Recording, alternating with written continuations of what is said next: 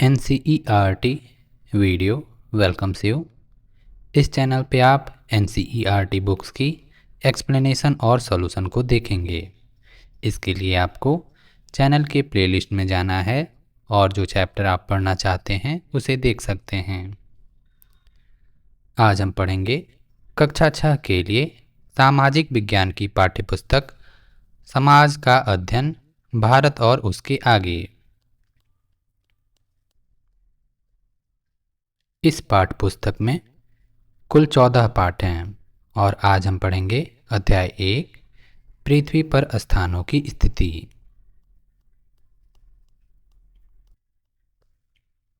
आइए शुरू करते हैं। अध्याय 1, पृथ्वी पर स्थानों की स्थिति।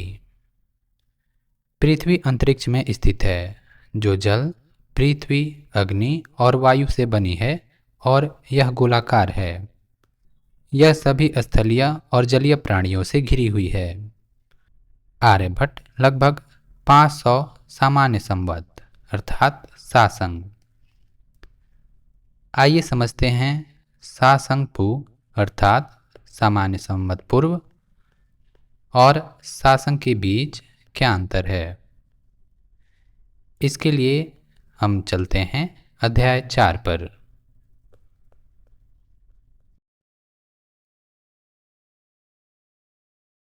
पश्चिम में सामान्यतः ईसा मसीह के जन्म वर्ष से कैलेंडर का आरंभ माना जाता है। इस बिंदु से आगे के वर्षों की गणना की जाती है एवं इसे अंग्रेजी में एडी से इंगित किया जाता रहा है। एडी लैटिन भाषा का एक शब्द संक्षेप है जो ईसा मसीह के जन्म के बाद के वर्षों को इंगित करता है, परंतु अब विश्व भर में इसे अंग्रेजी में कॉमन एरा अथवा सीई कहा जाता है। उदाहरणार्थ, भारत 1947 में स्वतंत्र हुआ। इसे 1947 ईस्वी, कभी कभी ईस्वी सन 1947 अथवा 1947 सीई अंग्रेजी में लिख सकते हैं। ईडी का फुल फॉर्म है एनो डोमिनी। इसी प्रकार ईसा मसीह के जन्म की पारंपरिक तिथि से पूर्व के वर्षों की गणना उल्टे अथवा अवरोही क्रम में की जाती है एवं इसे अंग्रेजी में बीसी से इंगित किया जाता था। इसे अब अंग्रेजी में बिफोर कॉमन एरा बीसीई से इंगित किया जाता है। उदाहरण के लिए 560 सासंगपू गौतम बुद्ध, जिनके बारे में हम अध्याय 7 में जानेंगे, के जन्म की अनुमानित तिथि है। क्या आप गणना कर सकते हैं कि उनका जन्म आज से कितने वर्ष पूर्व हुआ था?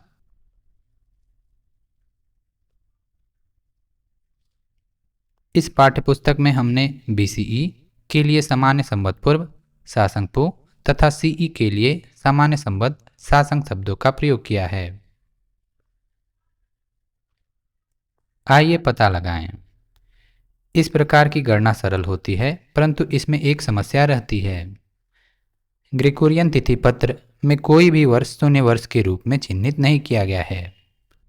वर्ष एक सासंगपू के तुरंत बाद आता है। 2 सासंगपू से लेकर 2 सासंग तक एक समय रेखा बनाइए। आप देखेंगे कि शून्य वर्ष की अनुपस्थिति के कारण इन 2 तिथियों के मध्य केवल 3 वर्ष ही होंगे। गणित में आपने संख्या रेखा पढ़ा है। संख्या रेखा पर शून्य होता है, लेकिन वर्षों को लिखते समय कोई भी वर्ष शून्य नहीं है। इसी कारण आप कुछ ऐसे लिखेंगे: 1 बीसीई, उसके तुरंत बाद 1 सीई, फिर 2 सीई, 3 सीई, 1 बीसीई से पहले, 2 बीसीई, 3 बीसीई, इसी प्रकार आगे और पीछे। आपने ध्यान दिया होगा कोई भी वर्ष शून्य वर्ष नहीं है, अर्थात 2 बीसीई और 2 सीई के बीच वर्षों का अंतर होगा 3। 2 बीसीई 2 सीई वर्षों का अंतर है 1 2 3। हिंदी में बीसीई को सामान्य संवत पूर्व अर्थात सासंगपू तथा सीई जिसे अंग्रेजी में कॉमन एरा भी बोलते हैं, उसे हिंदी में सामान्य संवत अर्थात सासंग कहा जाता है। BCE बिफोर कॉमन एरा, सा संग पू अर्थात सामान्य संवत पूर्व, CE अर्थात कॉमन एरा, सामान्य संवत अर्थात सासंग। BCE ईसा मसीह के जन्म से पहले के वर्षों के लिए प्रयोग किया जाता है और CE ईसा मसीह के जन्म के बाद के वर्षों के लिए। किसी भी सामान्य संवत पूर्व तथा सामान्य संवत की तिथियों के बीच के वर्षों की गणना करते समय हमें सदैव दोनों को जोड़कर उनके योग में से एक को घटा देना चाहिए। ऊपर दी गई स्थितियों में 2 धन 2 ऋण 1 बराबर 3। अपने सहपाठियों के साथ कुछ ऐसे उदाहरणों का अभ्यास कीजिए। उदाहरणार्थ, यदि हम महात्मा बुद्ध के प्रश्नों पर पुनः लौटें, मान लीजिए हम आज 2024 सामान्य संवत में हैं, तो महात्मा बुद्ध का जन्म 560 धन 2024 ऋण 1 बराबर 2583 वर्ष पूर्व हुआ था। आइए चलते हैं अध्याय 1 पर।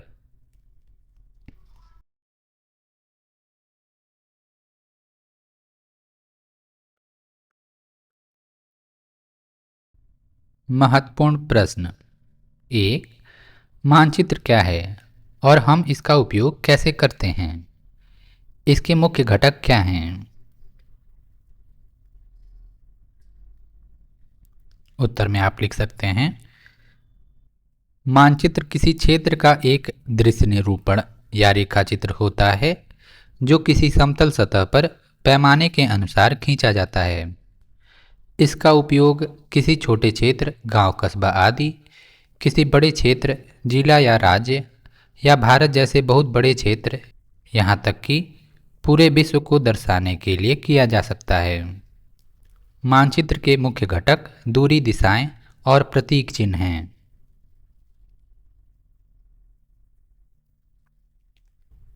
2।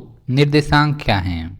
पृथ्वी पर किसी स्थान को अंकित करने के लिए अक्षांश और देशांतर का उपयोग कैसे किया जा सकता है?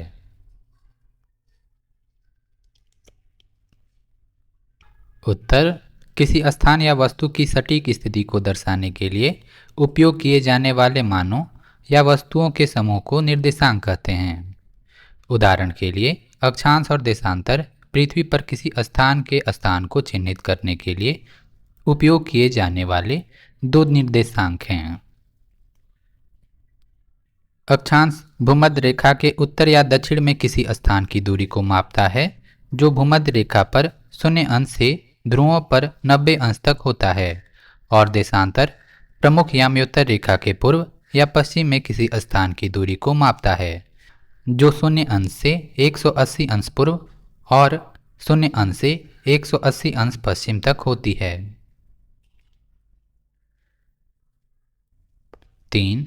देशांतर के स्थानीय समय और मानक समय कैसे संबंधित हैं? उत्तर में आप लिख सकते हैं, स्थानीय समय एक विशिष्ट देशांतर पर आकाश में सूर्य की स्थिति से निर्धारित होता है। इसलिए समान देशांतर पर स्थित स्थानों का स्थानीय समय सामान्यतः एक ही होता है।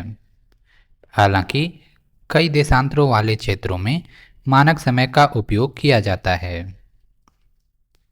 मानक समय एक विशिष्ट क्षेत्र या समय क्षेत्र में देखा जाने वाला एक समान समय होता है और आमतौर पर उस क्षेत्र के मध्य याम्योत्तर पर स्थानीय समय पर आधारित होता है।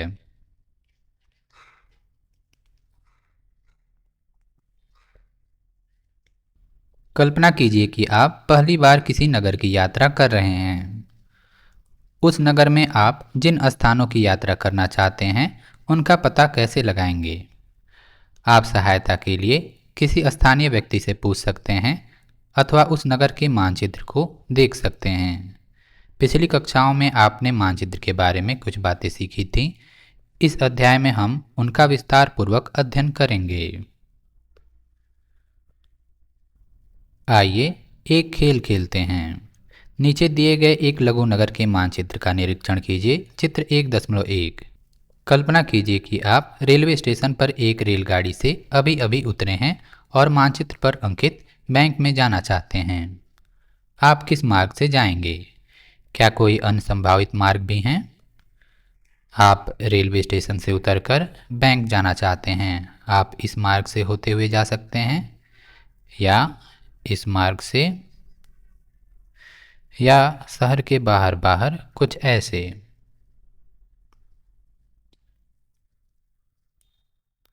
क्या आप इसी मानचित्र में सार्वजनिक उद्यान, विद्यालय और संग्रहालय का भी पता लगा सकते हैं? देख सकते हैं सार्वजनिक उद्यान यहाँ, विद्यालय यहाँ और संग्रहालय यहाँ।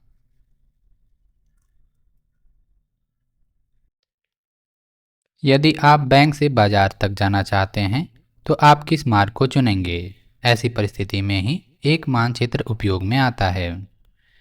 आप बैंक से बाजार जाना चाहते हैं, आप इस मार्ग का उपयोग कर सकते हैं। यह है चित्र 1.1, एक काल्पनिक लघु नगर का मानचित्र।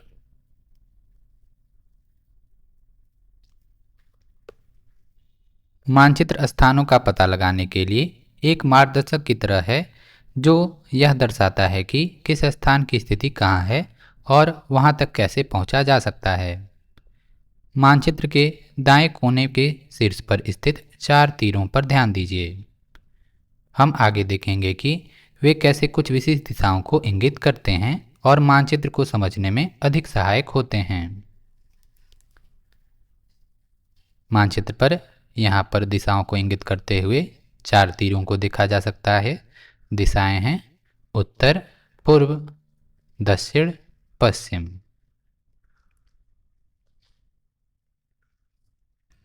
आइए पता लगाएं। पृष्ठ 8 पर दिए गए चित्र 1.1 में एक चिकित्सालय को अंकित कीजिए।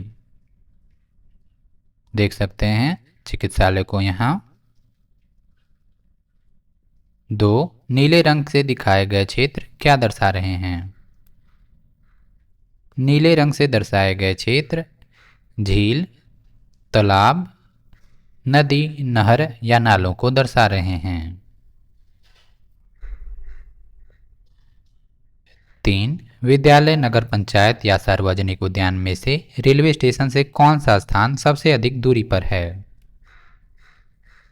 विद्यालय, नगर पंचायत और सार्वजनिक उद्यान यहाँ में सबसे अधिक दूरी पर है सार्वजनिक उद्यान रेलवे स्टेशन से। कक्षा के एक क्रियाकलाप के रूप में 3 या 4 विद्यार्थियों के अलग अलग समूह बनाइए। प्रत्येक समूह से अपने विद्यालय तथा उस तक जाने वाले कुछ मार्गों या पड़ोस के भवनों का मानचित्र बनाने को कहिए। अंत में सभी मानचित्रों की तुलना कीजिए और उन पर चर्चा कीजिए।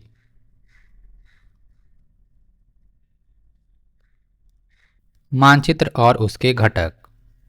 हम इस साधारण उदाहरण से समझ सकते हैं कि मानचित्र किसी भी क्षेत्र का एक प्रतीकात्मक चित्रण या रेखांकन है।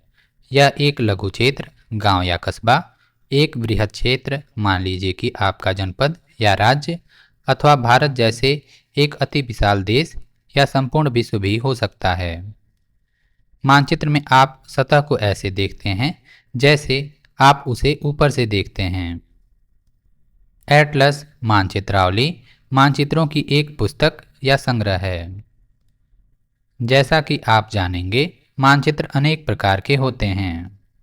भौतिक मानचित्र मुख्य रूप से प्राकृतिक आकृतियों जैसे पर्वतों, महासागरों और नदियों को दर्शाते हैं। उदाहरण के लिए पाठ्यपुस्तक में चित्र 5.2। आइए देखते हैं चित्र 5.2।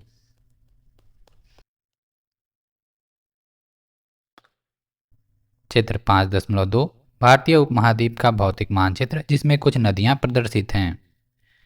देख सकते हैं भारतीय उपमहाद्वीप का एक भौतिक मानचित्र। यहाँ पर पहाड़, पठार, नदियाँ, मैदानी इलाके, समुद्र इत्यादि को देखा जा सकता है।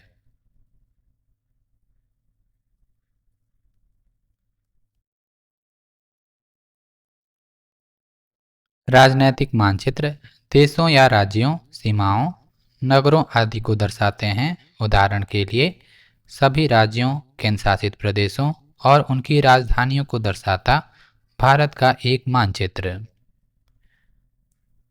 थीमेटिक मानचित्र विशिष्ट प्रकार की सूचना प्रदान करते हैं। उदाहरण के लिए पाठ्यपुस्तक में चित्र 6.3 और 8.1। आइए देखते हैं चित्र 6.3 और 8.1। चित्र 6.3 सिंधु सरस्वती सभ्यता की कुछ प्रमुख बस्तियों का मानचित्र। पर्वत श्रृंखलाओं द्वारा बनी प्राकृतिक सीमाओं को देखिए भूरे रंग में।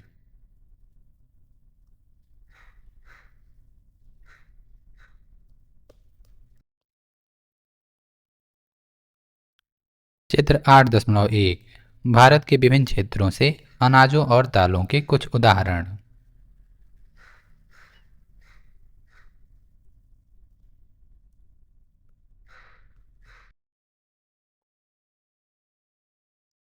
किसी भी मानचित्र के 3 मुख्य घटक होते हैं: दूरी, दिशा और प्रतीक चिन्ह। आप चित्र 1.1 को देखते हुए प्रथम दो के बारे में पहले ही जान चुके हैं। आइए अब हम इन्हें अधिक सटीक ढंग से परिभाषित करते हैं। क्या आप कभी अचंभित हुए हैं कि एक वृहद क्षेत्र को कागज के एक छोटे टुकड़े पर कैसे प्रस्तुत किया जा सकता है? यह मानचित्र के स्केल की सहायता से किया जाता है। आइए हम एक लघु नगर चित्र 1.1 के हमारे मानचित्र पर वापस जाते हैं। मानचित्र जैसा कि यहाँ मुद्रित है, इसका प्रत्येक सेंटीमीटर धरातल पर एक निश्चित दूरी का प्रतिनिधित्व करता है। माना कि यह 500 मीटर है, तो हम कह सकते हैं कि 1 सेंटीमीटर 500 मीटर है।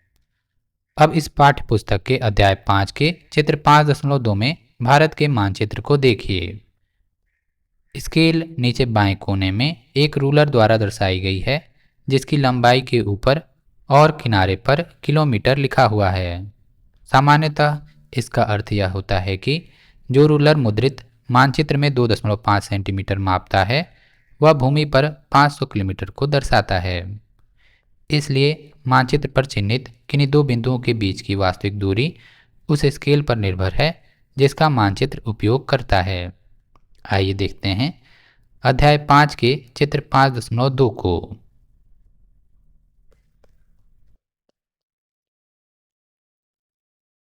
देख सकते हैं चित्र 5.2 में नीचे बाएं कोने में एक स्केल अर्थात पैमाना दिया हुआ है। मानचित्र पर 2.5 सेंटीमीटर धरती पर 500 किलोमीटर के बराबर है। 2.5 सेंटीमीटर बराबर है 500 किलोमीटर धरती पर।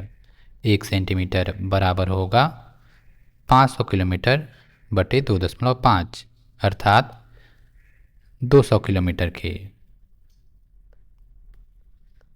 अतः आप कह सकते हैं पैमाना है 1 सेंटीमीटर बराबर 200 किलोमीटर, अर्थात मानचित्र पर 1 सेंटीमीटर धरती के 200 किलोमीटर को दर्शा रहा है।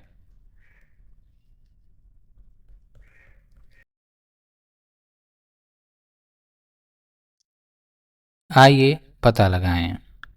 किसी विद्यालय के खेल मैदान का एक साधारण मानचित्र बनाइए। मान लीजिए कि यह 40 मीटर लंबा और 30 मीटर चौड़ा आयताकार क्षेत्र है।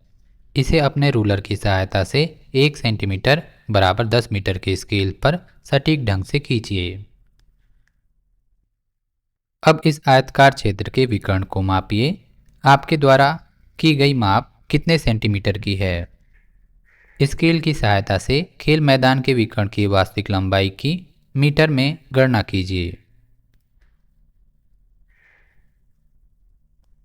आप कुछ ऐसे बना सकते हैं। पैमाना है 1 सेंटीमीटर बराबर 10 मीटर, अर्थात चित्र में 1 सेंटीमीटर धरती के 10 मीटर के बराबर है।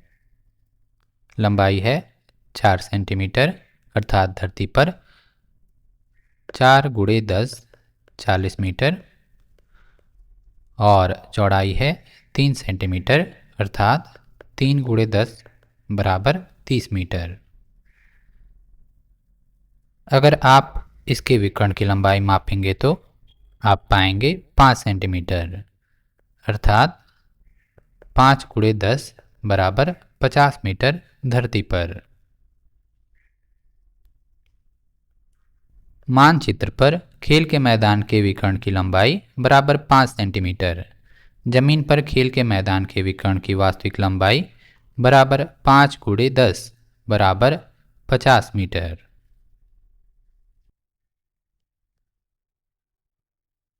आइए लघुनगर के मानचित्र चित्र 1.1 के दाईं ओर शीर्ष पर स्थित 4 तीरों पर वापस आते हैं। ये 4 दिशाओं को इंगित करते हैं। शीर्ष पर उत्तर और घड़ी के कांटे की दिशा में घूमते हुए पूर्व, दक्षिण तथा पश्चिम। इन्हें चतुर्दिश या प्रधान बिंदु भी कहा जाता है। देख सकते हैं उत्तर, पूर्व, दक्षिण और पश्चिम को। इनके अतिरिक्त मध्यवर्ती दिशाओं उत्तर पूर्व, दक्षिण पश्चिम और उत्तर पश्चिम का भी उपयोग किया जाता है। अधिकतर मानचित्रों में उ अक्षर से अंकित एक तीर होता है जो उत्तर दिशा को इंगित करता है। देख सकते हैं यहाँ पर मध्यवर्ती दिशाएं उत्तर पूर्व, दक्षिण पश्चिम, उत्तर पश्चिम को।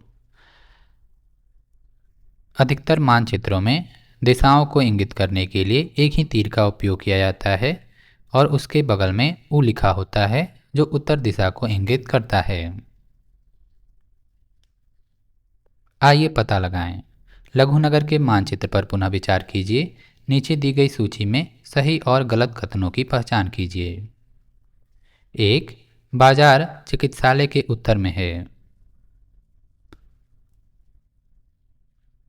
देख सकते हैं बाजार चिकित्सालय के दक्षिण में है, न कि उत्तर में, अर्थात कथन गलत है।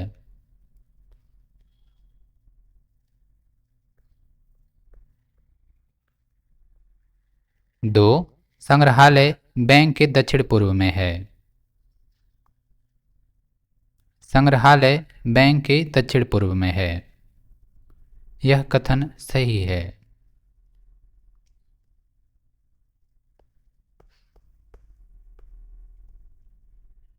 3. रेलवे स्टेशन चिकित्सालय के उत्तर पश्चिम में है। रेलवे स्टेशन चिकित्सालय के उत्तर पश्चिम में है, अर्थात दिया गया कथन सही है।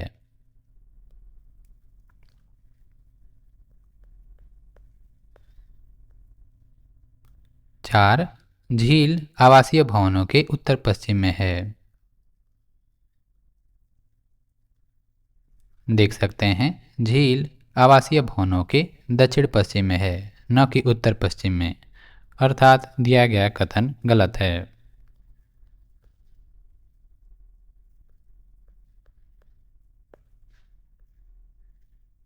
अपने विद्यालय को प्रारंभिक बिंदु मानते हुए क्या आप जानते हैं कि आपका घर लगभग किस दिशा में स्थित है? अपने शिक्षक और माता पिता से चर्चा कीजिए। प्रतीक चिन्ह मानचित्रों का एक और महत्वपूर्ण घटक है। हमारे मानचित्र में वास्तविक भवनों और कुछ अन्य अवयवों के लघु आरेख ड्राइंग्स हैं, लेकिन एक बड़े नगर या एक देश के मानचित्र पर इन सभी के चित्रण के लिए पर्याप्त स्थान नहीं होगा। इसकी जगह इन आकृतियों के रेखांकन के लिए चित्रों का उपयोग किया जाता है। उदाहरण के लिए भवनों के विभिन्न प्रकारों जैसे रेलवे स्टेशन, विद्यालय, डाकघर, मार्गों, रेलवे लाइनों और नदी, ताल या वन के लिए प्रतीक चिन्ह। इस तरीके से मानचित्र पर उपलब्ध सीमित स्थान पर अनेक विवरण दर्शाए जा सकते हैं। विभिन्न उपयोगकर्ता मानचित्र को अधिक सरलता से समझें, इसके लिए मानचित्र निर्माता विशिष्ट प्रतीक चिन्हों का उपयोग करते हैं। विभिन्न देश प्रतीक चिन्हों के अलग अलग समुच्चय का उपयोग करते हैं। सरकारी निकाय भारतीय सर्वेक्षण विभाग ने भारत या भारत के भागों के मानचित्रों के लिए प्रतीक चिन्हों का एक संकलन निर्धारित किया है। उसमें से कुछ चयनित चिन्हों को पृष्ठ 11 के चित्र 1.2 में दर्शाया गया है। चित्र 1.2 मानचित्रों में सामान्यतः उपयोग किए जाने वाले प्रतीक चिन्ह। रेलवे लाइन, बड़ी लाइन, छोटी लाइन, रेलवे स्टेशन, सड़कें, पक्की, कच्ची, सीमा, अंतर्राष्ट्रीय, राज्य, जिला, नदी, कुआं, तालाब, नहर, सेतु, मंदिर, गिरजाघर, मस्जिद, छतरी, डाकघर, डाक एवं टेलीग्राफ कार्यालय, पुलिस स्टेशन। पीओ का फुल फॉर्म होगा पोस्ट ऑफिस, पीटीओ का post and telegraph office and PS का पुलिस स्टेशन। बस्तियां, कब्रिस्तान, वृक्ष, घास।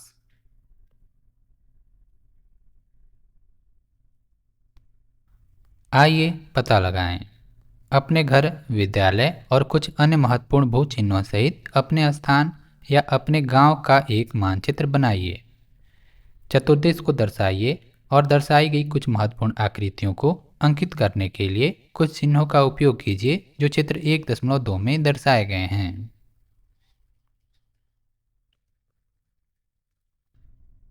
पृथ्वी का मानचित्रण।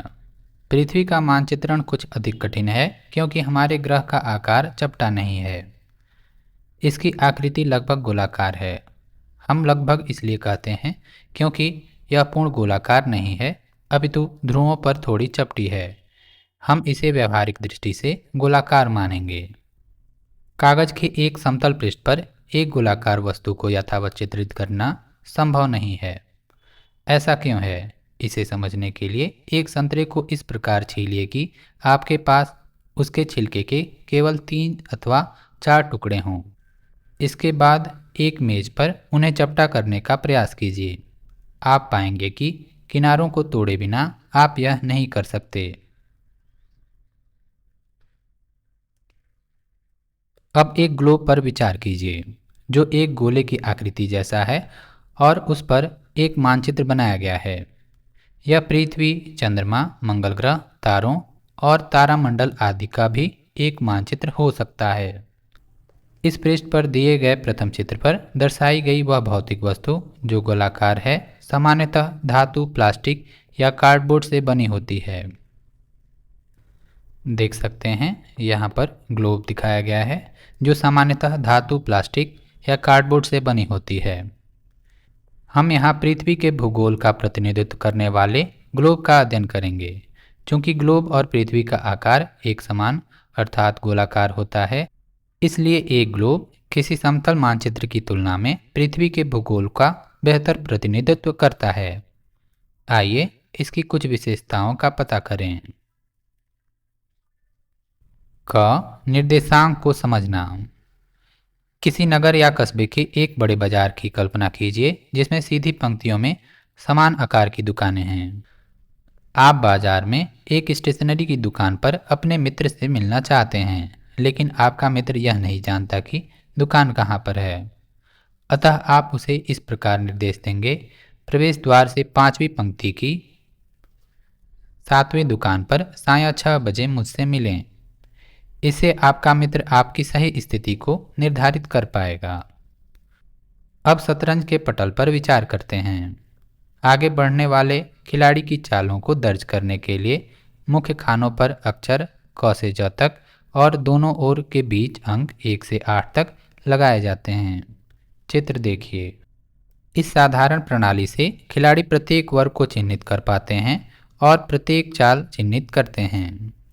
यहाँ पर सफ़ेद पक्ष की रानी के सामने वाले प्यादे को 2 चाल आगे बढ़ाकर एक बहुत सामान्य चाल खेल का आरंभ किया गया है। अतः प्यादा घ2 से घ4 की ओर बढ़ा है।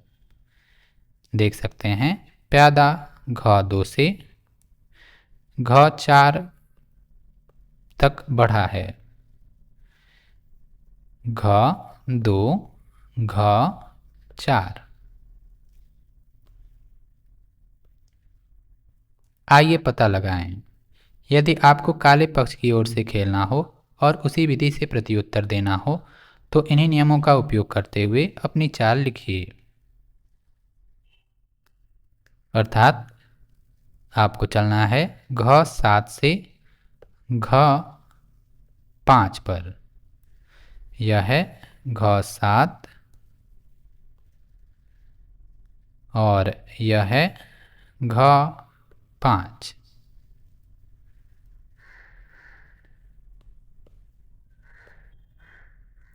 इन दो उदाहरणों में प्रयुक्त प्रणाली को निर्देशांक प्रणाली कहा जा सकता है। इनके दो निर्देशांकों की सहायता से स्टेशनरी की दुकान के साथ साथ शतरंज के पटल पर वर्गाकृति को भी ठीक ठीक निर्धारित किया जा सकता है। मानचित्र पर किसी स्थान की स्थिति के निर्धारण के लिए निर्देशांकों की इस प्रणाली का प्रयोग किया जाता है। आइए देखें यह प्रणाली कैसे काम करती है। ख अक्षांश। आइए ग्लोब को पुनः देखते हैं। इस पर उत्तर ध्रुव और दक्षिण ध्रुव की पहचान करना सरल है। ग्लोब को घुमाइए। जब यह घुमाया जाता है तो ऊपरी और निचले स्तर पर स्थित बिंदु दो ध्रुव हैं। इनके मध्य में भूमध्य रेखा अर्थात विषुववृत्त होती है। उस वृत्त को पहचानिए जो इसे चिन्हित करता है। चित्र 1.3। चित्र 1.3 यह ग्लोब अक्षांशों के समानांतरों और देशांतरों के यामयोत्तरों दोनों को दर्शाता है। देख सकते हैं, उत्तर ध्रुव और इसके विपरीत होगा दक्षिण ध्रुव।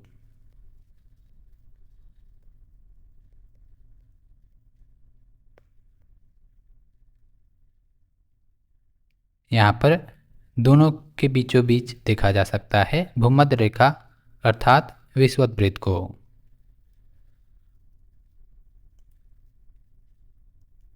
कल्पना कीजिए कि आप भूमध्य रेखा पर खड़े हैं और दोनों ध्रुवों में से किसी एक ध्रुव की ओर यात्रा कर रहे हैं। ऐसा करते समय भूमध्य रेखा से आपकी दूरी बढ़ती जाएगी। अक्षांश भूमध्य रेखा से इसी दूरी को मापता है। आप इस यात्रा के किसी भी बिंदु पर एक काल्पनिक रेखा खींच सकते हैं जो भूमध्य रेखा के समानांतर पूर्व से पश्चिम की ओर जाती है। इस प्रकार की रेखा को अक्षांश अर्थात समानांतर कहा जाता है और यह पृथ्वी के चारों ओर एक वृत्त बनाती है। पुनः ग्लोब पर यह सुनिश्चित करना सरल है कि सबसे बड़ा वृत्त विषुववृत्त है, जबकि हम जैसे ही उत्तर की ओर या दक्षिण की ओर आगे बढ़ते हैं तो अक्षांश द्वारा अंकित किए गए वृत्त छोटे होते जाते हैं। चित्र 1.3। भूमध्य रेखा के समानांतर और भी वृत्त हैं जो पूर्व से पश्चिम की ओर जा रहे हैं, कुछ ऐसे।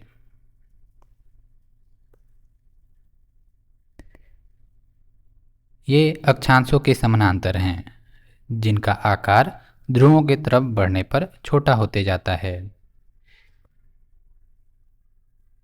इन्हें कुछ 30 अंश उत्तर, 60 अंश उत्तर और 90 अंश उत्तर जैसे अक्षरों या संख्याओं से संबोधित किया जाता है। इसी प्रकार दक्षिण में भी 30 अंश दक्षिण, 60 अंश दक्षिण, 90 अंश दक्षिण।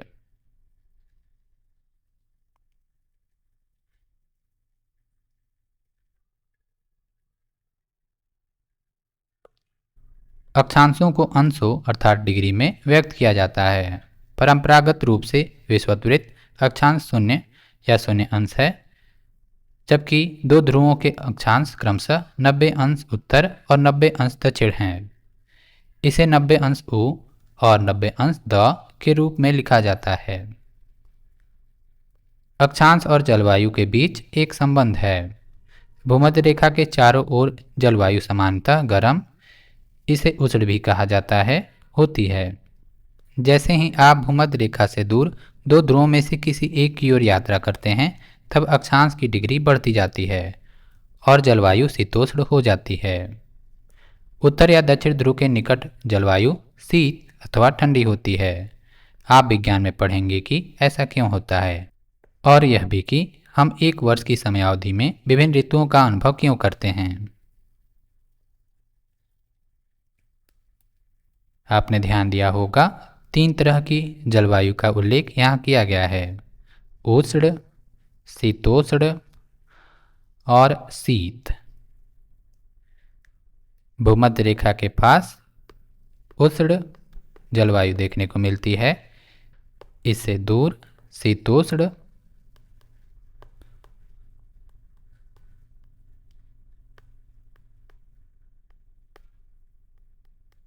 और ध्रुवों के करीब शीत।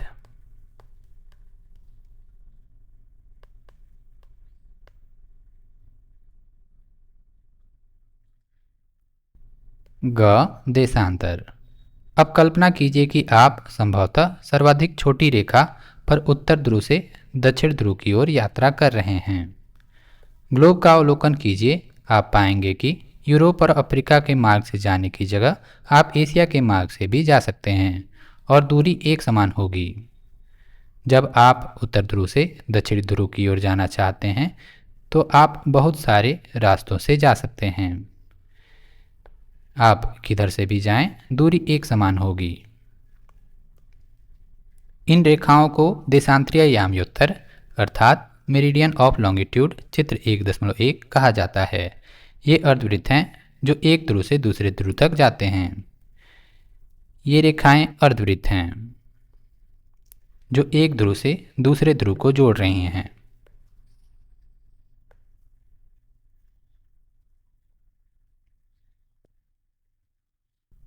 आप विज्ञान में यह भी सीखेंगे कि पृथ्वी अपनी धुरी पर घूमती है। इसे सरलता से समझने के लिए एक टेबल लैंप को अपने ग्लोब से थोड़ा दूर रखिए और कल्पना कीजिए कि यह सूर्य है जो पृथ्वी को प्रकाशित कर रहा है।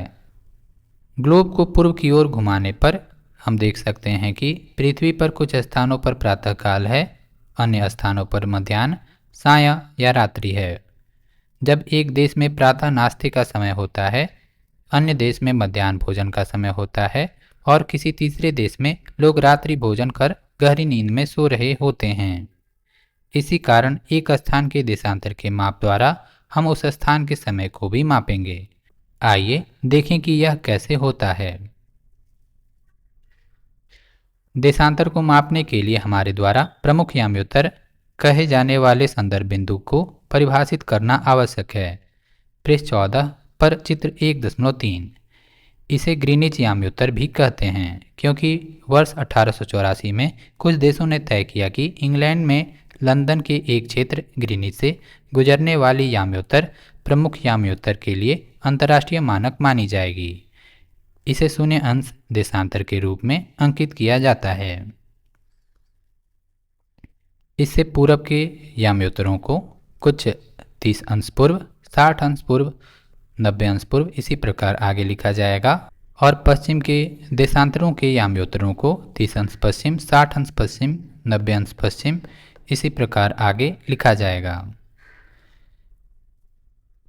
प्रमुख याम्योत्तर के विपरीत में होगा 180 अंश पूर्व और 180 अंश पश्चिम, अर्थात दोनों एक ही हैं। इसी कारण हम इसके आगे 180 अंश पूर्व या 180 अंश पश्चिम नहीं लिखते हैं। इसे सिर्फ 180 अंश याम्योत्तर कहा जाता है।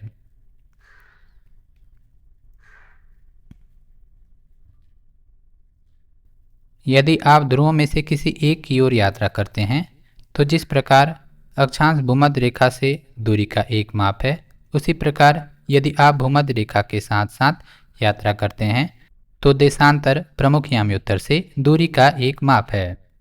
देशांतर को भी डिग्री में मापा जाता है। पश्चिम हो या पूर्व, इसका मान 0 अंश से 180 अंश तक पड़ता है तथा इसमें पश्चिम के लिए प तथा पूर्व के लिए पू वर्णों को जोड़ा जाता है। उदाहरणतया पूर्णांकों का उपयोग करते हुए न्यूयॉर्क का देशांतर 74 अंश पश्चिम है, जबकि दिल्ली का 77 अंश पूर्व और टोक्यो का 140 अंश पूर्व है। ध्यान रखें, जैसा कि आप देशांतर के याम्योत्तरों को ग्लोब पर देख सकते हैं, 180 अंश पश्चिम और 180 अंश पूर्व एक ही देशांतर है। इसलिए इस देशांतर को प या पू न लिखकर 180 अंश ही लिखा जाता है। अक्षांश और देशांतर मिलकर एक स्थान के दो निर्देशांक होते हैं। इनके साथ आप अब पृथ्वी पर किसी स्थान का पता लगाने में सक्षम हैं। इस प्रकार जब यह कहा जाता है कि दिल्ली 29 अंश उत्तर अक्षांश और 77 अंश पूर्व देशांतर पर स्थित है, तो इसे आप भलीभांति समझ सकते हैं। यद्यपि यह डिग्री अनुमानित रूप से पूर्ण है, किंतु सटीक नहीं है। अगर यह पृथ्वी है और यह भूमध्य रेखा अर्थात विषुववृत्त और यह प्रमुख याम्योत्तर अर्थात ग्रीनिच याम्योत्तर है, अतः हम कह सकते हैं दिल्ली 29 अंश उत्तर अक्षांश अर्थात लगभग यहाँ और 77 अंश पूर्व देशांतर पर स्थित है, अर्थात दिल्ली होगी यहाँ।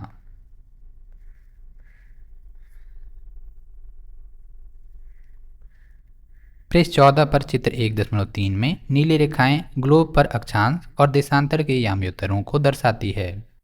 यह सभी रेखाएं मिलकर ग्लोब पर एक ग्रिड बनाती हैं, जिन्हें ग्रिड रेखाएं भी कहा जाता है।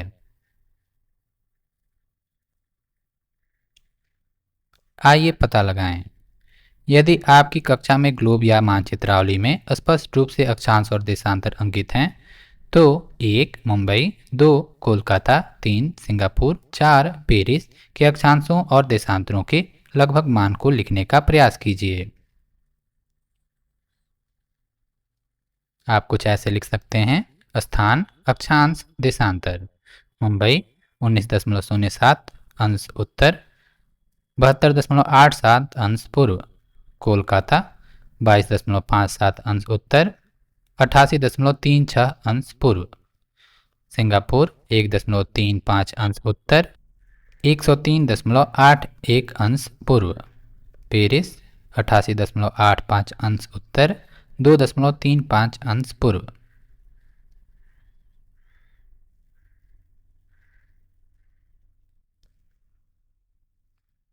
चित्र 1.4 यह चित्र दर्शाता है कि कैसे प्रमुख याम्योत्तर पृथ्वी को पश्चिमी गोलार्ध और पूर्वी गोलार्ध में, जबकि भूमध्य रेखा उत्तरी और दक्षिणी गोलार्ध में विभाजित करती है। देख सकते हैं, भूमध्य रेखा पृथ्वी को उत्तरी गोलार्ध और दक्षिणी गोलार्ध में विभाजित कर रही है और ग्रीनिच याम्योत्तर अर्थात प्रमुख याम्योत्तर पृथ्वी को पश्चिमी गोलार्ध और पूर्वी गोलार्ध में विभाजित कर रही है। ध्यान रखें, वास्तव में ग्रीनिच याम्योत्तर पहली ज्ञात प्रमुख याम्योत्तर रेखा नहीं है। अतीत में अन्य प्रकार के याम्योत्तर भी थे। वास्तव में यूरोप से अनेक शताब्दियों पूर्व भारत की स्वयं की एक प्रमुख याम्योत्तर थी, चित्र 1.5, जिसे मध्य रेखा कहा जाता था और यह उज्जैनी वर्तमान उज्जैन के मध्य से गुजरती थी। चित्र 1.5 उज्जैनी प्रमुख याम्योत्तर का प्राचीन खगोल विद्या में उपयोग किया जाता था। वृत्त से अंकित किए गए नगरों का खगोलीय ग्रंथों में उल्लेख किया गया है, जो इस याम्योत्तर पर हैं। नगरों के आधुनिक नाम उनके प्राचीन नामों के साथ दिए गए हैं। प्राचीन नगर वृत्त द्वारा, आधुनिक नगर वर्ग द्वारा। देख सकते हैं, उज्जैनी याम्योत्तर या मध्य रेखा जो है 75.8 अंश पूर्व। प्राचीन नगर कुरुक्षेत्र, रोहतक, मालवंगरा नगर, उज्जैनी उज्जैन, माहिष्मति महेश्वर, कुमारी कन्याकुमारी। आधुनिक नगर दिल्ली, कोलकाता, मुंबई, बेंगलुरु, चेन्नई। उज्जैनी अनेक शताब्दियों तक खगोल विद्या का एक प्रतिष्ठित केंद्र रहा है। लगभग 1500 वर्ष पूर्व प्रसिद्ध खगोलविद वराहमिहिर भी यहाँ रहे और अपना कार्य किया। भारतीय खगोलविद शून्य और प्रमुख याम्योत्तर सहित अक्षांश और देशांतर से परिचित थे।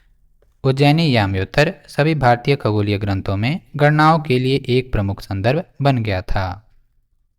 इस मानचित्र में उज्जैनी याम्योत्तर के निकट एक कुछ प्राचीन शहरों को दर्शाया गया है। कुछ शहर इसके अत्यधिक निकट हैं जबकि अन्य कुछ दूरी पर हैं। ऐसा इसलिए है कि देशांतर को मापने के लिए सही सही समय रखना आवश्यक है और यह वर्तमान की तुलना में तब उतना सटीक नहीं था।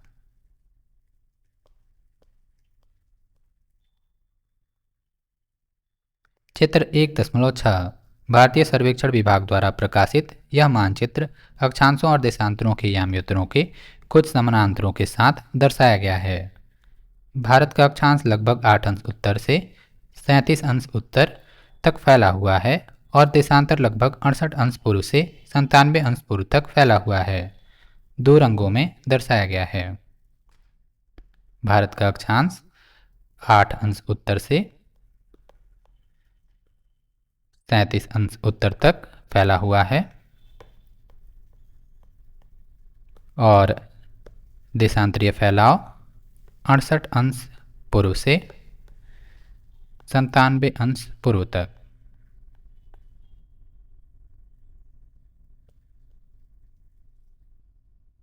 समय क्षेत्र अर्थात टाइम जोन को समझना। ग्लोब को पुनः पश्चिम से पूर्व की ओर घुमाइए। इसी प्रकार से हमारा ग्रह अपनी धुरी पर चक्कर लगाता है और प्रत्येक 24 घंटे में एक चक्कर पूरा करता है। एक पूरा चक्कर 360 अंश का है, अतः इसका अर्थ है प्रति घंटा 15 अंश। 15 गुणे 24 बराबर 360। अब प्रत्येक 15 अंश पर देशांतर के याम्योत्तर को अंकित कीजिए। मुख्य याम्योत्तर से पूर्व की ओर जाते हुए हम 0 अंश, 15 अंश पूर्व, 30 अंश पूर्व, 45 अंश पूर्व प्राप्त करते हैं और इसी प्रकार 15 जोड़ते हुए 180 अंश पूर्व तक पहुंचते हैं। यदि ग्रीनिच पर दोपहर 12 बजे मध्याह्न है तो प्रत्येक 15 अंश याम्योत्तर पर स्थानीय समय का 1 घंटा जुड़ता जाता है।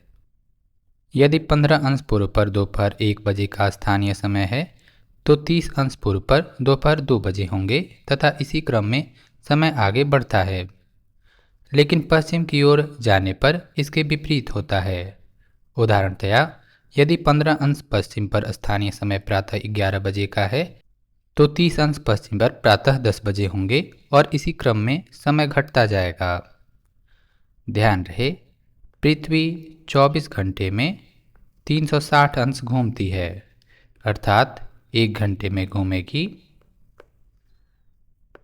360/24 अर्थात 15 अंश। अर्थात जब पृथ्वी 15 अंश घूमती है तो समय लगता है 1 घंटा। चित्र 1.7 इस ग्राफ में प्रमुख याम्योत्तर के संदर्भ में नीचे अक्षांश और ऊपर देशांतरीय समय को दर्शाया गया है। प्रत्येक रंग एक याम्योत्तर पर केंद्रित 15 अंश का एक क्षेत्र है।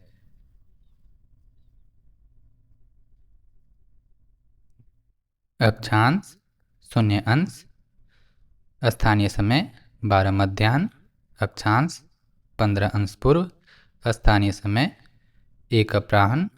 इसी प्रकार 30 अंश पूर्व, 2 अपराह्न, 45 अंश पूर्व, 3 अपराह्न, 15 अंश पश्चिम, 11 पूर्वाह्न, 30 अंश पश्चिम, 10 पूर्वाह्न, 45 अंश पश्चिम, 9 पूर्वाह्न। आइए पता लगाएं।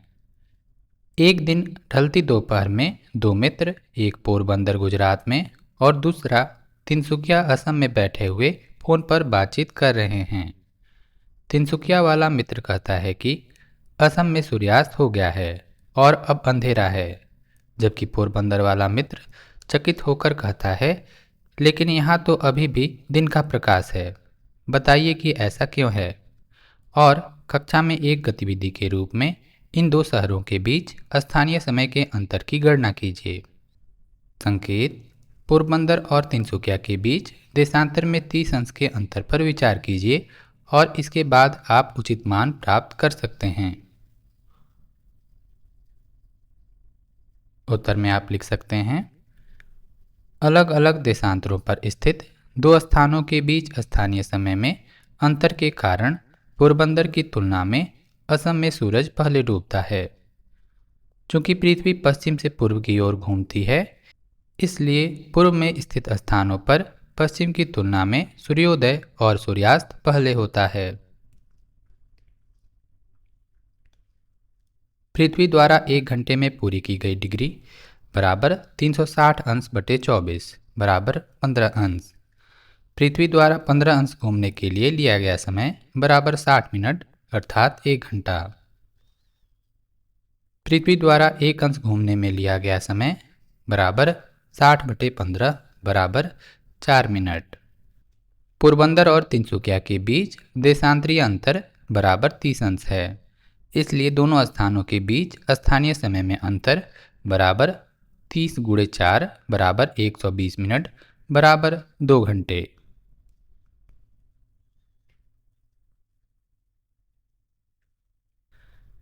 इस विधि का पृथ्वी पर किसी भी स्थान के स्थानीय समय की गणना करने में उपयोग किया जा सकता है, लेकिन यह विधि किसी देश के अंदर अनेक स्थानीय समयों के उपयोग के संदर्भ में उचित नहीं होगी। इसी कारण अधिकतर देश उनके मध्य से गुजरने वाले याम्योत्तर पर आधारित एक मानक समय को अपनाते हैं। भारतीय मानक समय इंडियन स्टैंडर्ड टाइम और IST, ग्रीनिच जिसे ग्रीनिच मीन टाइम या GMT भी कहा जाता है, पर स्थानीय समय से 5 घंटे 30 मिनट आगे है। पृथ्वी 5 घंटे 30 मिनट अर्थात 11 बटे 2 घंटे में घूमेगी। 11 बटे 2 गुणे 15 बराबर 82.5 अर्थात भारत की स्थिति प्रमुख याम्योत्तर से 82.5 अंश पूर्व में है। आइए पता लगाएं। गुजरात और असम में बैठे दो मित्र पुनः चर्चा करते हैं। इस उदाहरण का उपयोग स्थानीय समय और मानक समय के अंतर को स्पष्ट करने के लिए कीजिए।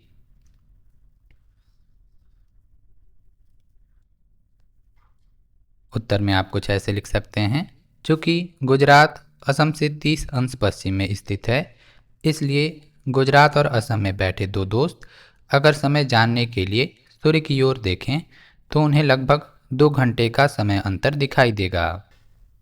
ऐसा अलग अलग देशांतरों पर स्थित स्थानों के बीच स्थानीय समय में अंतर के कारण होता है।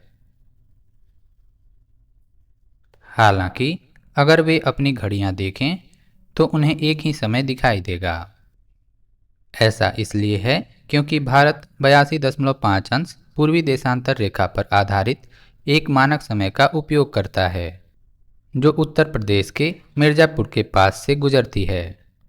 इसे भारतीय मानक समय इंडियन स्टैंडर्ड टाइम कहा जाता है और विभिन्न स्थानीय समयों के कारण होने वाले भ्रम से बचने के लिए पूरे देश में इसका उपयोग किया जाता है।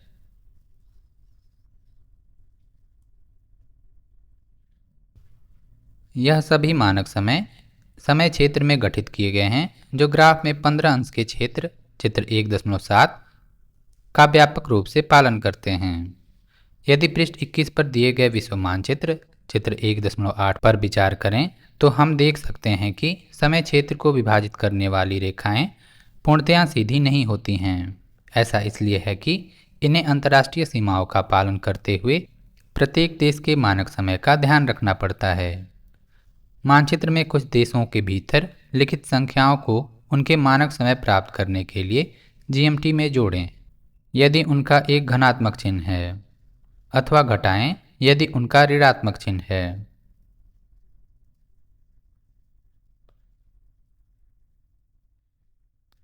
चित्र 1.8 कुछ देशों के मानक समय जीएमटी के संदर्भ में को दर्शाते हुए समय क्षेत्र का एक विश्व मानचित्र। ध्यान रहे कि दर्शाई गई अंतर्राष्ट्रीय सीमाएं अनुमानित हैं, सटीक नहीं।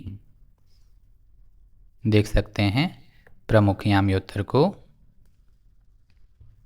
इससे पूर्व में स्थित देशों पर कुछ धनात्मक संख्याएं लिखी गई हैं, अर्थात इनका मानक समय निकालने के लिए आपको ग्रीनविच मीन टाइम में ये धनात्मक संख्याएं जोड़नी होंगी।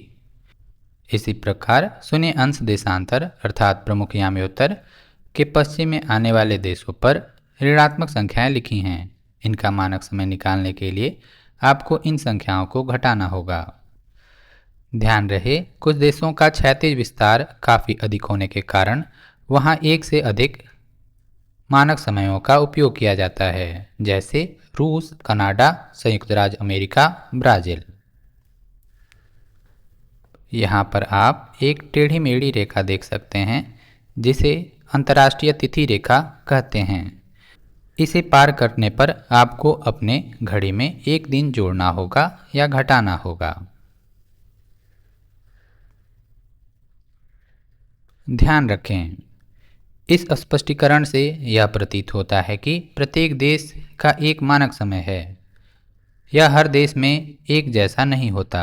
रूस, कनाडा या संयुक्त राज्य अमेरिका जैसे देश एकल समय क्षेत्र की दृष्टि से अत्यधिक विशाल हैं।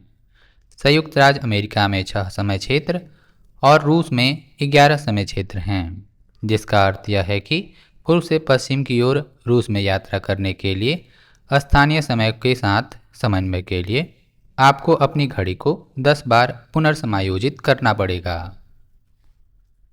इसी प्रकार चित्र 1.9 में भारत पर केंद्रित ग्लोब कुछ देशों के जीएमटी के संबंध में मानक समय को दर्शाता है।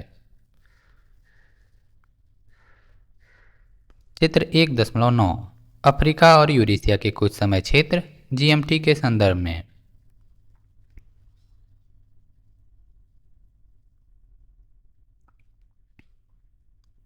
ग्रीनिच पर स्थित मुख्य याम्योत्तर जिसके विपरीत की रेखा लगभग 180 अंश देशांतर पर है, उसे अंतर्राष्ट्रीय तिथि रेखा कहा जाता है। जैसा कि आप मानचित्र में देख सकते हैं, धनात्मक 12 और ऋणात्मक 12 समय क्षेत्र इस रेखा पर एक दूसरे को छूते हैं। यदि आप इसे समुद्री जहाज या विमान से पार करते हैं तो आपके द्वारा अपनी घड़ी की तिथि में परिवर्तन करना आवश्यक है।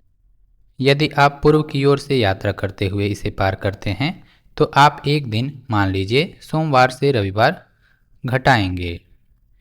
यदि आप पश्चिम की ओर से इसे पार करते हैं तो आप एक दिन रविवार से सोमवार जोड़ेंगे। देख सकते हैं अंतर्राष्ट्रीय तिथि रेखा को। अगर आप इसे पश्चिम से पूर्व की ओर जाते हुए पार करते हैं तो आपको अपनी घड़ी में एक दिन जोड़ना होगा, और अगर आप इसे पूर्व से पश्चिम की ओर जाते हुए पार करते हैं तो आपको अपनी घड़ी में एक दिन घटाना होगा।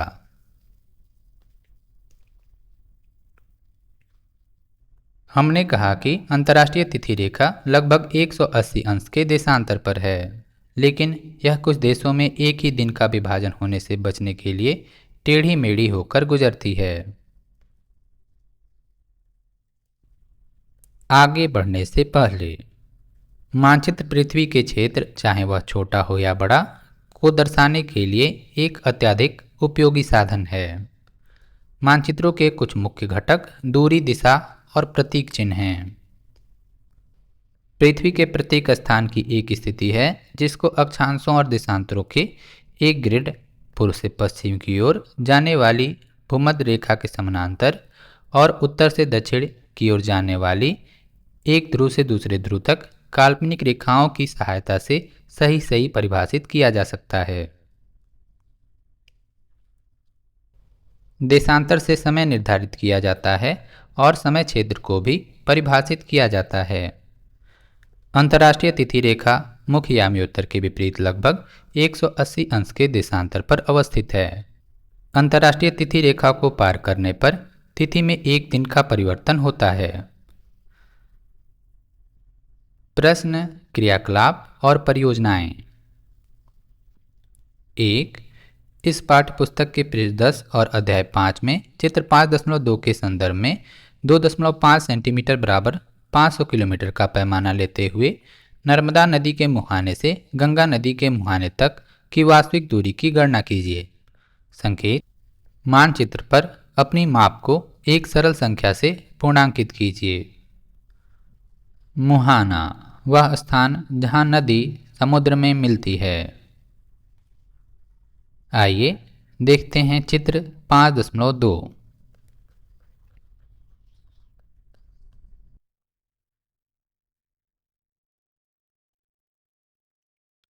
चित्र 5.2। यहाँ स्केल है 2.5 सेंटीमीटर। मानचित्र पर वास्तविक दूरी 500 किलोमीटर के बराबर, अर्थात मानचित्र पर 1 सेंटीमीटर दर्शा रहा है। 200 किलोमीटर वास्तविक दूरी धरती पर।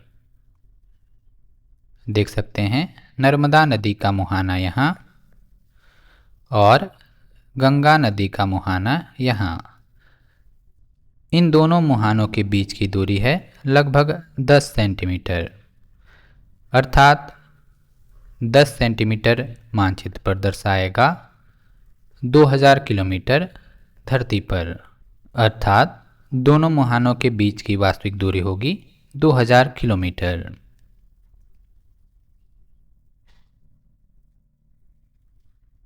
मानचित्र पर दर्शाए गए नर्मदा नदी के मुहाने से गंगा नदी के मुहाने के बीच की दूरी बराबर 10 सेंटीमीटर। जमीन पर दो स्थानों के बीच वास्तविक दूरी सेंटीमीटर में मापी गई दूरी बटे सेंटीमीटर में पैमाना गुणे किलोमीटर में वास्तविक दूरी 10/2.5 गुणे 500 बराबर 4 गुणे 500 बराबर 2000 किलोमीटर। 2.5 सेंटीमीटर मानचित्र पर दर्शाता है 500 किलोमीटर धरती पर, अर्थात 1 सेंटीमीटर मानचित्र पर दर्शाएगा 500/2.5 किलोमीटर, अर्थात 1 सेंटीमीटर दर्शाएगा 200 किलोमीटर धरती पर। अतः मानचित्र पर 10 सेंटीमीटर दर्शाएगा 2000 किलोमीटर की वास्तविक दूरी धरती पर।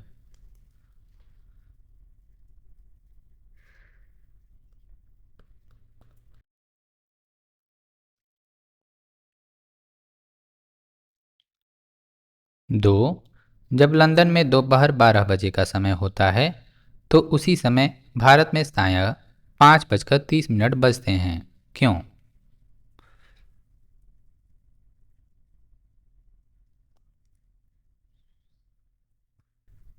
उत्तर में आप लिख सकते हैं, भारत 82.5 अंश पूर्व देशांतर पर स्थित है और ग्रीनविच लंदन में प्रमुख याम्योत्तर रेखा के पूर्व में स्थित है। भारतीय मानक समय अर्थात इंडियन स्टैंडर्ड टाइम और IST इसी देशांतर पर आधारित है और ग्रीनविच मीन टाइम GMT से 5 घंटे 30 मिनट आगे है। इसलिए जब लंदन में दोपहर 12 बजे होते हैं तब भारत में शाम के 5:30 होते हैं।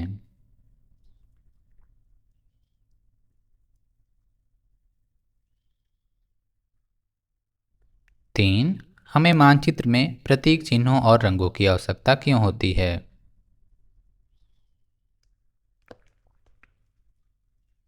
उत्तर आप लिख सकते हैं कुछ ऐसे, प्रतीक और रंग मानचित्र पर इमारतों, सड़कों, पुलों, जंगलों, रेल लाइनों और जलाशयों जैसी विशेषताओं को प्रभावी ढंग से दर्शाने में मदद करते हैं। ये सीमित स्थान में बहुत सारी जानकारी प्रदान करते हैं जिससे मानचित्र बनाना और पढ़ना आसान हो जाता है।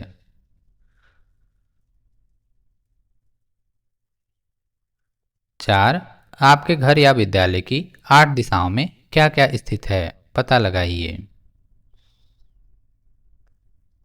उत्तर आप कुछ ऐसे लिख सकते हैं, मेरे घर से दिशाएं: उत्तर रिहायशी मकान, उत्तर पश्चिम स्कूल, उत्तर पूर्व ट्यूबवेल, पूर्व कॉलेज, पश्चिम ट्यूबवेल, दक्षिण पश्चिम मैरिज हॉल, दक्षिण पूर्व कृषि भूमि, दक्षिण बिजली घर।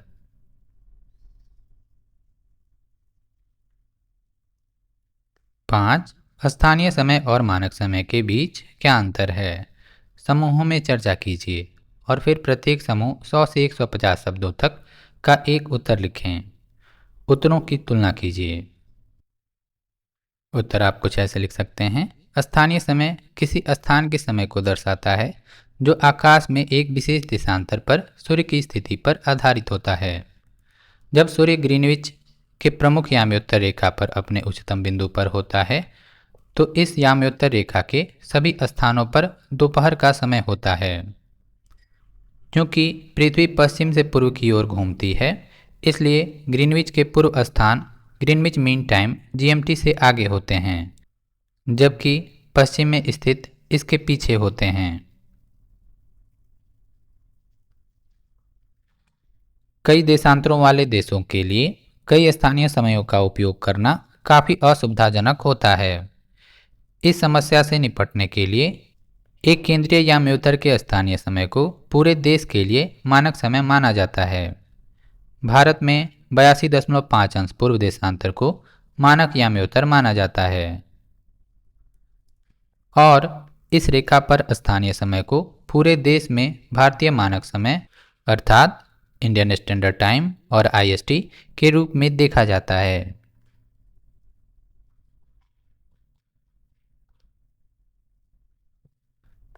6. दिल्ली और बेंगलुरु के अक्षांश क्रमशः 29 अंश उत्तर और 13 अंश उत्तर है और उनका देशांतर लगभग 77 अंश पूर्व एक ही है। दोनों नगरों के बीच स्थानीय समय में कितना अंतर होगा? उत्तर लिख सकते हैं। देशांतर हमें किसी स्थान का स्थानीय समय निर्धारित करने में मदद करते हैं और विभिन्न याम्योत्तर पर स्थित स्थानों का स्थानीय समय अलग अलग होता है। चूँकि दिल्ली और बेंगलुरु लगभग एक ही देशांतर पर स्थित हैं, इसलिए उनका स्थानीय समय भी एक ही होगा। 7. निम्नलिखित कथनों पर सही या गलत का चिन्ह लगाइए और इसे एक या दो वाक्यों में समझाइए। अक्षांशों के सभी समानांतरों की लंबाई समान होती है। यह कथन गलत है। व्याख्या: भूमध्य रेखा अक्षांश की सबसे लंबी रेखा है और जैसे जैसे हम भूमध्य रेखा से ध्रुवों की ओर बढ़ते हैं, अक्षांशों की लंबाई कम होती जाती है। देशांतर के एक याम्योत्तर की लंबाई भूमध्य रेखा की आधी होती है। यह कथन सही है। व्याख्या: भूमध्य रेखा पृथ्वी के चारों ओर सबसे लंबा क्षैतिज वृत्त है, जबकि याम्योत्तर ऊर्ध्वाधर अर्धवृत्त हैं जो उत्तरी और दक्षिणी ध्रुवों को जोड़ती हैं। इस प्रकार इनकी लंबाई भूमध्य रेखा की आधी होती है। दक्षिण ध्रुव का अक्षांश 90 अंश दक्षिण है। यह कथन सही है। व्याख्या: दक्षिण ध्रुव भूमध्य रेखा से 90 अंश दक्षिण में स्थित है। असम में स्थानीय समय और आईएसटी अर्थात भारतीय मानक समय एक ही है। यह कथन गलत है।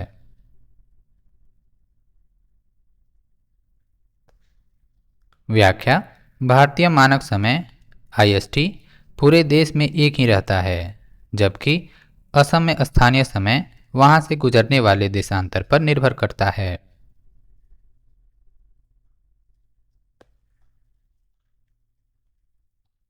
समय क्षेत्र को पृथक करने वाली रेखाएं देशांतर के याम्योत्तर के समान होती हैं। यह कथन गलत है। व्याख्या: समय क्षेत्र को विभाजित करने वाली रेखाओं को अक्सर राजनीतिक कारणों से समायोजित किया जाता है और वे देशांतर की सीधी याम्योत्तरों का अनुसरण नहीं करती हैं। भूमध्य रेखा एक अक्षांश वृत्त भी है। यह कथन सही है।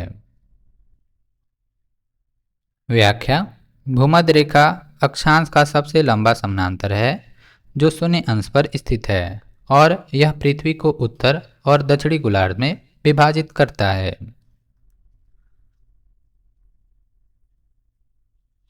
नीचे दी गई शब्द पहेली को हल कीजिए। ध्यान दें, इस पहेली को हल करने के लिए अंग्रेजी भाषा के शब्दों का उपयोग कीजिए। पृथ्वी पर स्थानों का पता लगाना। आपके लिए संकेत, बाएं से दाएं। 1. मानचित्र में एक वृहद क्षेत्र को लघु रूप में दिखाना। यह होता है स्केल की मदद से। 4. एक सुविधाजनक गोलाकार। उत्तर होगा ग्लोब। 5. सबसे लंबी समानांतर अक्षांश रेखा। उत्तर होगा इक्वेटर। 6. वह स्थान जहां से प्रमुख याम्योत्तर गुजरती है। उत्तर होगा ग्रीनिच। 8. मार्ग को खोजने का सरल साधन। उत्तर होगा मैप। 10. भूमध्य रेखा से दूरी का एक माप। उत्तर होगा लैटिट्यूड। संकेत, ऊपर से नीचे। 2. प्रमुख याम्योत्तर से दूरी का एक माप। उत्तर होगा लॉन्गिट्यूड। 3. ये दोनों मिलकर एक स्थान का पता लगाने में सहायक होते हैं। उत्तर होगा कोऑर्डिनेट्स। 6. जो अक्षांश और देशांतर मिलकर बनाते हैं। उत्तर होगा ग्रिड। 7. वह समय जिसका हम भारत में अनुसरण करते हैं। उत्तर होगा IST। 9. विश्व के शीर्ष पर। पोल। 11. एक रेखा के लिए शब्द संक्षेप जिसके आर पार दिन और तिथि में परिवर्तन होता है। इंटरनेशनल डेट लाइन और आइडियल। इसी प्रकार के और वीडियोज़ के लिए आप @NCERT वीडियो को लाइक और सब्सक्राइब कर सकते हैं। धन्यवाद।